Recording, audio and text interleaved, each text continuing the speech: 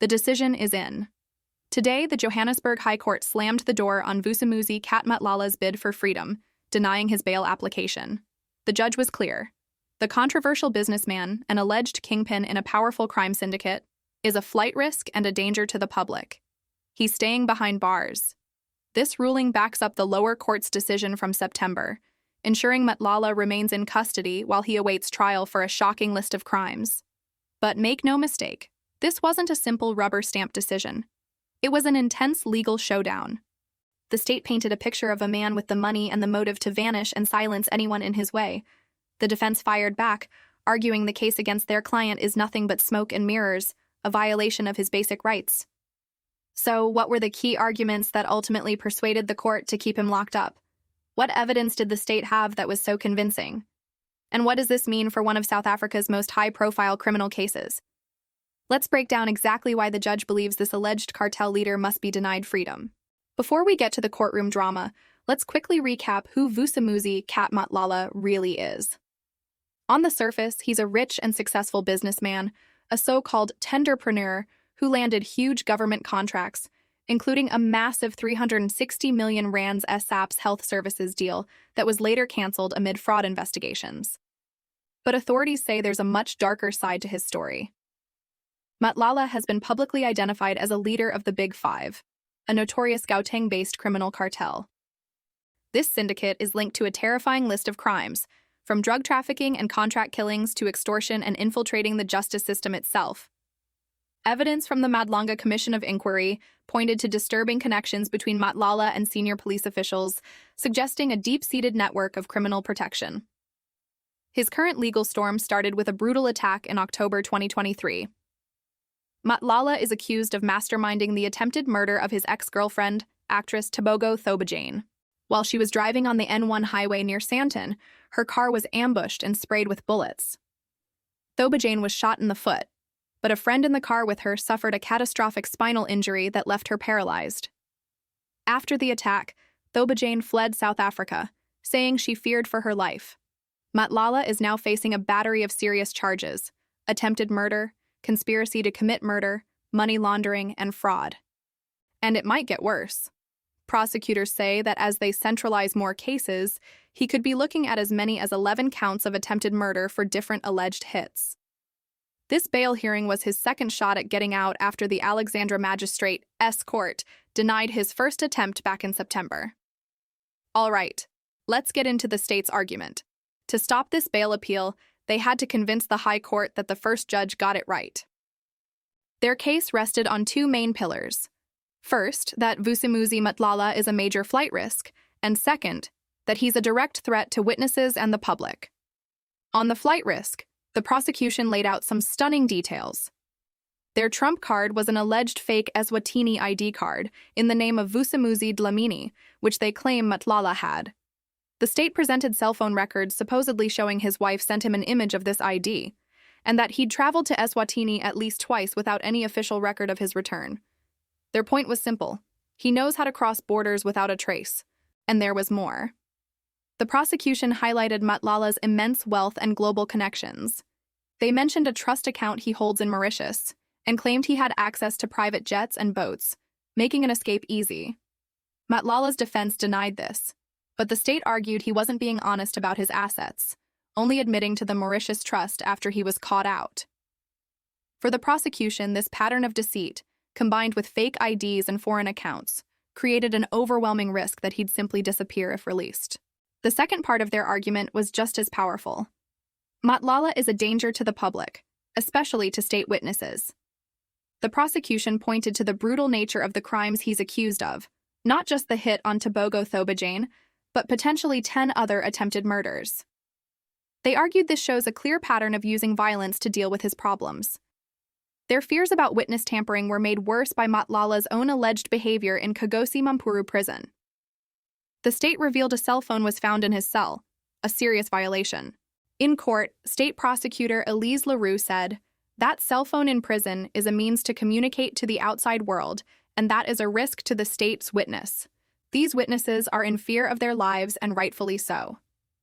The prosecution insisted this act, on top of the serious charges and his alleged influence, proved he was very likely to intimidate or harm witnesses if he got out. They argued that keeping him locked up was the only way to guarantee a fair trial.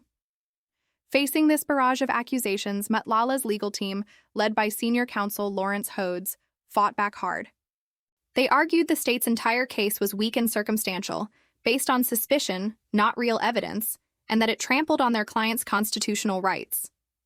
A key part of their appeal was a technical legal point about how the charges were classified.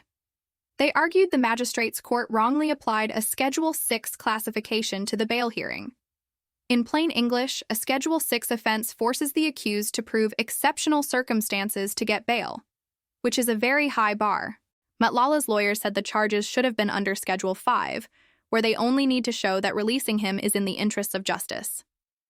Even though both sides later agreed Schedule 5 was correct, the defense insisted this initial mistake tainted the whole process. Hodes went after the state's evidence, calling it speculation and fabrication. He told the court, "There is no direct evidence linking the appellant to these offenses. It is all suspicion and putting together of a puzzle on circumstantial evidence to fit together perfectly, which is something the trial court should decide. As for the money paid to his co-accused, which the state says was payment for the hit, Matlala has always claimed it was for funeral arrangements. The defense framed the state's story as a setup, even hinting that evidence was planted. On top of that, the defense tried to tear down the flight risk argument. They flatly denied the claims about Matlala owning a private jet or a boat, calling them totally misleading.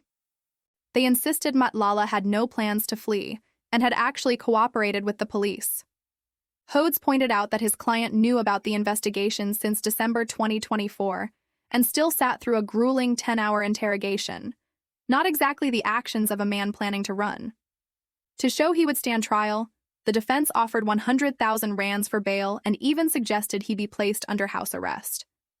Their message was clear.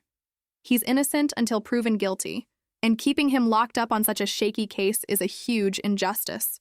So, with two completely opposite stories, how did the High Court make its final call? Acting Judge Peter Duplessis, in a judgment sent out electronically, sided with the state and dismissed the appeal. The judge's logic was careful and direct. He agreed that the Magistrates Court did use the wrong legal standard with Schedule 6, but he found that this mistake didn't actually change the final outcome.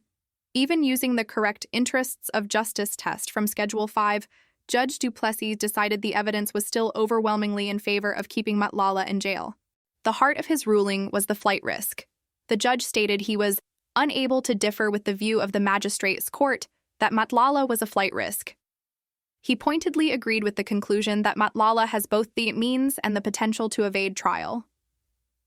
This tells us that the combination of the fake Eswatini ID, the unrecorded foreign trips, and his financial power, like the Mauritius Trust, created a risk the court was just not willing to accept. The defense's arguments and offer of house arrest just weren't enough to outweigh the state's hard evidence. In the end, Judge Duplessis had to weigh Matlala's right to freedom against the interests of justice. He concluded that, based on all the evidence, releasing Matlala would undermine those interests. The ruling was short and final. The appeal against the denial of bail by the court a quo is dismissed. The statement makes it plain. The court believes the serious charges, combined with strong evidence that he is a flight risk and a danger to witnesses, made his detention essential to protect the trial. With his bail appeal officially shot down, Vusimuzi Cat Matlala isn't going anywhere. He'll remain in custody at CMAX prison and fight the charges from his cell. This case is now headed for trial.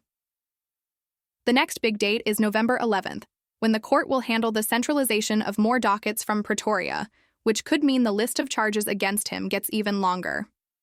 This ruling is a major win for the state. It validates their argument that Matlala is too big a risk to be free and sends a powerful message about how the courts will handle cases involving organized crime and witness intimidation. For Matlala and his defense team, it's a huge blow, forcing them back to the drawing board for a trial that is shaping up to be one of the most explosive in recent South African history. Essentially, the High Court looked at all the facts and agreed with the lower court's gut feeling. The evidence that Matlala is a flight risk who could interfere with the case was just too strong to ignore. The fake ID, the offshore money, and his behavior in prison painted a picture of a man who simply couldn't be trusted to show up for his trial if he was let out. The web of allegations around Vusimuzi Cat Matlala, The Big Five cartel and the corruption of state institutions is incredibly complex and deeply worrying. The court has spoken on bail, but the main event, the trial, is still on its way. What do you make of the judge's reasoning?